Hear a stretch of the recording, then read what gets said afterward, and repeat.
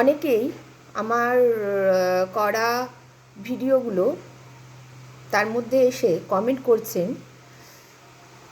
কথাটা তাদের উদ্দেশ্যেই বলা, যারা কমেন্টগুলো করছেন, যে আমি নাকি বিজেপির থেকে টাকা পাই, কত টাকা পাই, সে টাকা দিয়ে আমার সংসার চলছে কি না, আমি এগুলো করছি আমার সংসার চালাবার জন্য কি না।